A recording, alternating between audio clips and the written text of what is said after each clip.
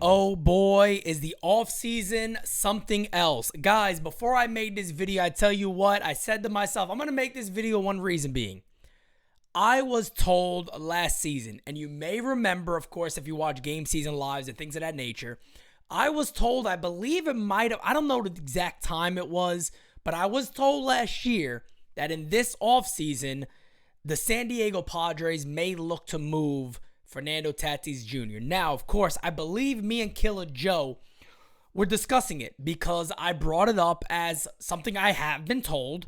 And I said, well, maybe, how do you look at that for the Yankees? And now there's a rumor out there that the big fish or the big trade that the Yankees have been working on could potentially be for Fernando Tatis Jr. Now, before everybody, jumps up and down for either joy or anger, whatever it may be, you take all this stuff with a grain of salt until you really hear something happening. Now, I tell you what, off the bat, tons of risk here, and we're going to discuss it. First and foremost, let's do this.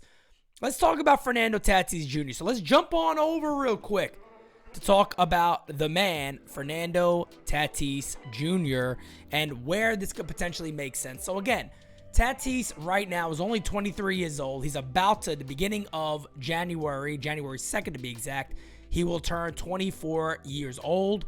He is signed all the way through 2034, a 14-year, $340 million contract. Now, of course, we know the ups and downs of what has happened with Tatis Jr., whether it is the steroid stuff, the idiotic crashing on the motorcycle in Dominican Republic, got to be a little more serious.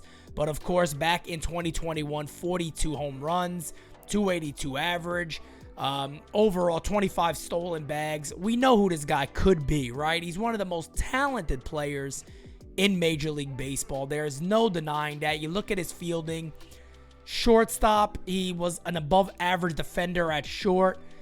You look at the outfield, had a little center field, little right field action, could play left field, of course. But you would be getting Fernando Tatis just because because you know what a talent is. Now, here's the thing about Tatis. He's not really getting a huge amount of money, so to say. And I want to say huge because I don't consider $20 million huge for a level of this type of talent, but the risk is still there. But in 2025, he'll start getting $20 million. In 2027, he'll be bumped up to $25 million. And in 2029, he'll be bumped up to $36 million. Now, by that time, Stanton's off the contracts. Garrett Cole's off the contracts.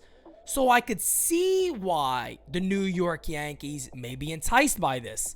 But here's what you would then have to do. And again, I'm doing a lot of stuff on the screen here, so bear with me, guys.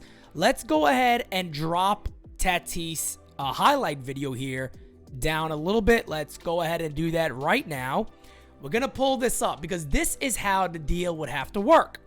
You're going to have to go look at Josh Donaldson.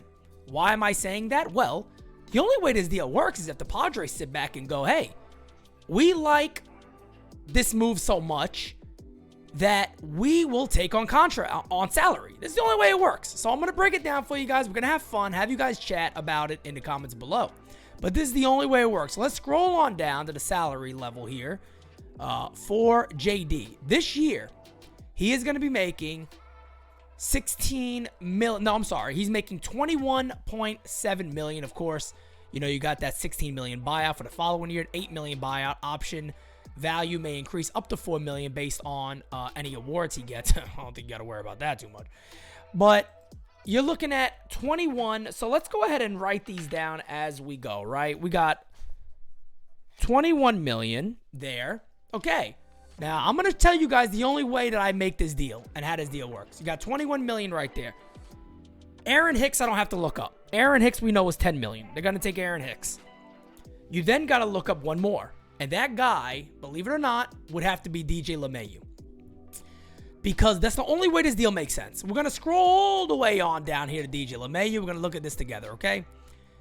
DJ LeMahieu is owed in 2023 $15 million, okay? 15 mil.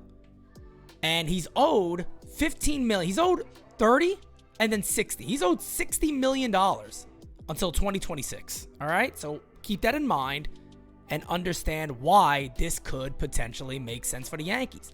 Not limiting the high risk that, of course, is associated with this type of move. Now, you're also sitting there saying, well, Pete, that can't be all the New York Yankees would then give up in this type of deal. No. So now I'm going to switch over and we're going to try to put a little something together. We're going to have fun with this. Let's do Yankees top prospects 2022, okay?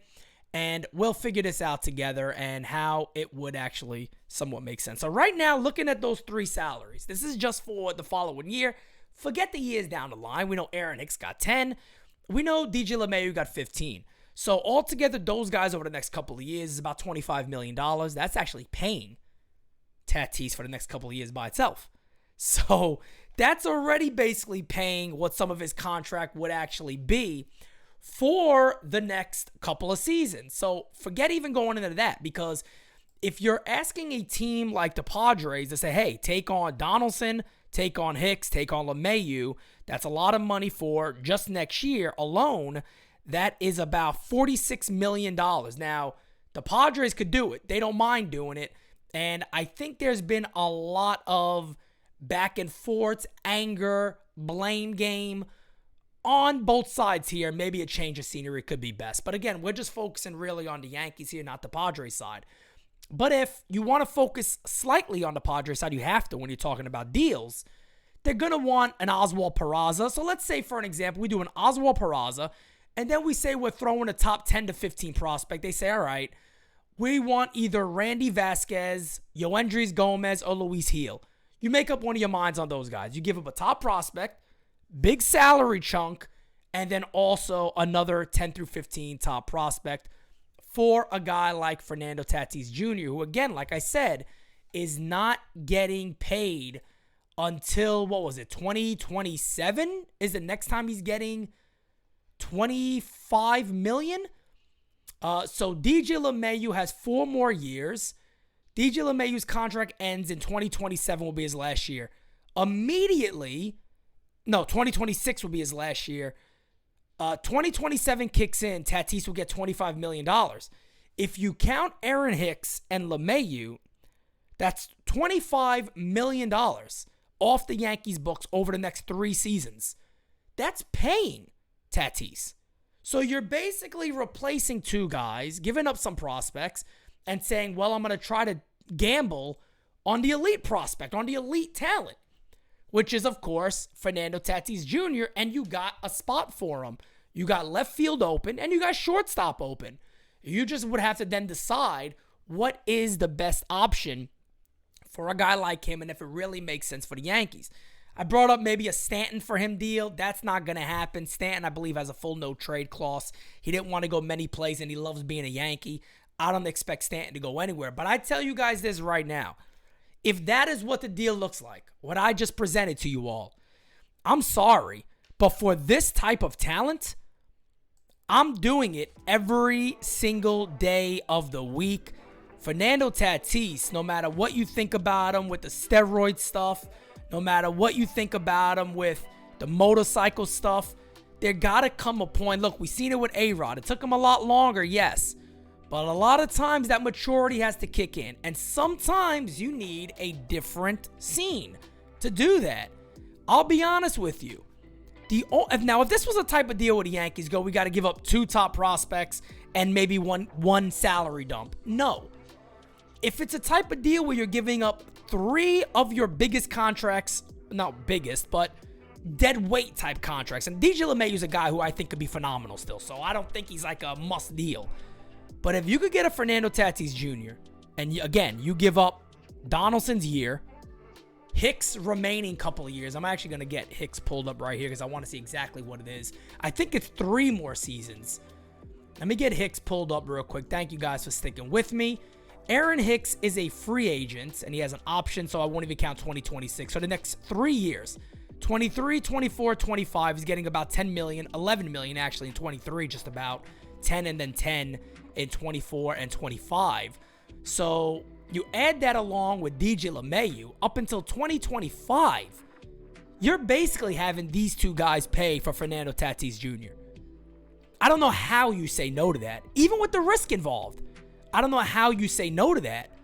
Now, is there any world where the Padres also pay down some of that deal? Probably not. It's going to have to be, hey, we're taking a risk on taking your money. You got to take a risk on the player. And I think with Aaron Judge, with Stanton there, with the New York Yankees' overall way of how they run and conduct business, I think it's a risk you may seriously be willing to take on. I think it's something that could potentially really make sense for the Yankees. Maybe Gleyber Torres is also involved in that deal. And you kind of pick and choose how you go about it. But maybe a Torres is involved. That way it also opens up second base for Anthony Volpe or shortstop for Volpe. And the Yankees figure out where they go, or third base for Volpe. There's so many different things in this type of deal that you could figure out how it makes sense. But I tell you guys this right now. If that is on the table and that deal is consistent of what I just broke down for you guys, I don't know how you so quickly hang the phone up. I think you got to have a serious conversation because, again, two players in that trade, let's say, again, it's Hicks and DJ LeMahieu. They're paying that contract for a couple of seasons. So you're basically just replacing two roster spots with one guy. Way more talent, of course, overall, depending on if he plays or not. But then you got to also think about, well, when my big contracts are off the books, he's finally starting to get paid. And the high reward of that could be a bargain. It could be a bargain based off the contracts we're seeing today. Aaron Judge has got $40 million. Not comparing the two. I'm just simply saying, down the line, guys are still going to get more and more money. And it could be a potential bargain for the Yankees right now to bite on that while giving up a lot of their contracts. So you guys let me know in the comments below. Is this a deal you would make? And if it's not a deal you will make, what would be a deal you would make? I mean, that's given the Yankees a lot of salary relief. Getting another guy on board, we're taking a big gamble, but it's a very, very high risk gamble, one. And two, you're also not really going to be paying for him for a couple of years down the line. And then when you really start paying for them, contracts are off the book. So it could be probable. It really could be probable. We'll see if it has legs, if anything like this picks up steam. But until then, guys, let me know in the comments below what you think about this potential move and would you make it? Until then, guys, I am Pete Simonetti. Talk to you guys soon. NYYST live tonight, 8:30. Make sure you tune in for it. I'm out. Adios, guys.